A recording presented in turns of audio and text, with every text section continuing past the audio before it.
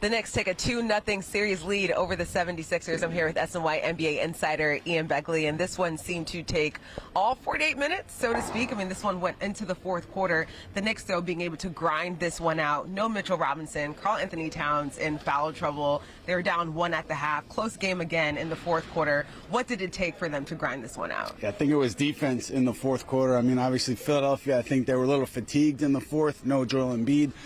But they went 4 for 19 from the floor, and 2 for 12 combined from Paul George and Tyrese Maxey. And so to slow those guys down, to force them into missed shots, I think that's what ultimately brought the Knicks home. You got Mikal Bridges hitting a really big shot from the mid-range late in the game, and Brunson doing what he does in clutch time. So that was the offense. But really, I think the defense is what brought these guys home. Yeah, Jalen Brunson, 8 points in the fourth quarter. Unfortunately, though, for the Knicks, we did see OG Anunoby suffer what looked like a lower body injury with about 3 minutes left in the game. What have you heard as far as what that potential injury could look like, and how important is he to the Knicks' success? Yeah, I mean, super important. You could argue that he was the most valuable Knick to this point in the playoffs, and I don't think many people would disagree with you. Now, the idea that he left a close game with 2:30 to go and didn't come back, that's not a great sign. That tells you that obviously he tweaked something.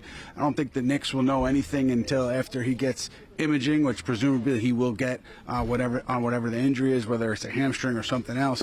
And if you remember a couple years ago at Chelsea, he injured his hamstring in the Indiana series. Right. He ended up coming back game 7, didn't have much then. Obviously, Knicks hoping it is much less severe this time because he has been so important for this team. Yeah, 24 points, 5 assists for him in this game, so hoping for a speedy recovery. The Knicks now go to Philadelphia. We'll see if they can keep this thing rolling in Game 3. We now welcome in Chris Lepresti and John Jastrzemski for more on the Knicks Game 2 victory. So after 4 straight laughers, there was some easiness in the Garden for this one. JJ, what impressed you more? Brunson shooting 3 of 4 for 8 points in the fourth quarter, or the Knicks D forcing Philly into shooting 4 for 19 in the final quarter? You know, Eamon, you know I love me some clutch time Jalen Brunson, but it's got to be the Knicks defense in the fourth quarter, because let's think about this, fellas. You knew without Joel Embiid, this was going to be a monstrous Tyrese Maxey game. In the first half, it looked like Tyrese Maxey was going to go for 40-plus points. He looked flat out unguardable.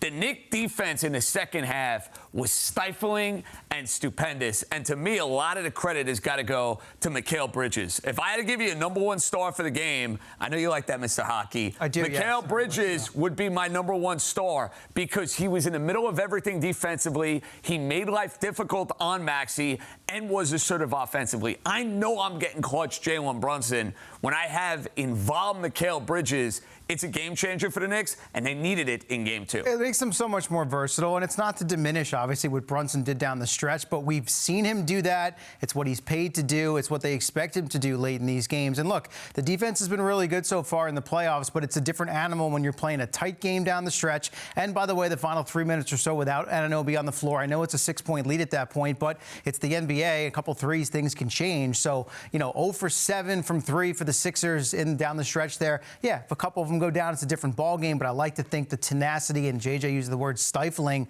the way the defense stepped up in those moments is what we've been building towards with the Knicks here in the playoffs and down the stretch of the regular season. And for them to get to the ultimate promised land of where they want to be, that's what you need. They're not all going to be these laughers. That's not what you expect in the playoffs. This had much more of a playoff vibe for it. It was back and forth. The lead changes. No one led by more than 7. So for them to execute defensively late down the stretch, get the stops when they needed, to me was much more key than Brunson doing the ISO ball, making the shots when he needed to. That's what he should do.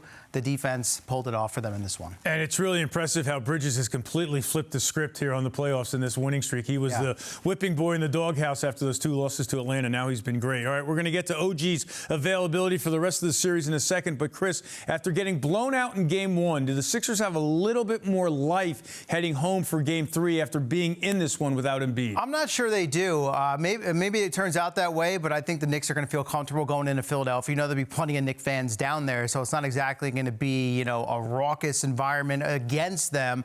I think there were a lot of people that felt Embiid being out might have actually benefited the Sixers, and I think the way that they played maybe lends to some of that. Now, look, some extra days of rest, maybe Embiid comes back rejuvenated and he gives you a better performance in Game 3 than he did in Game #1. That remains to be seen. seen.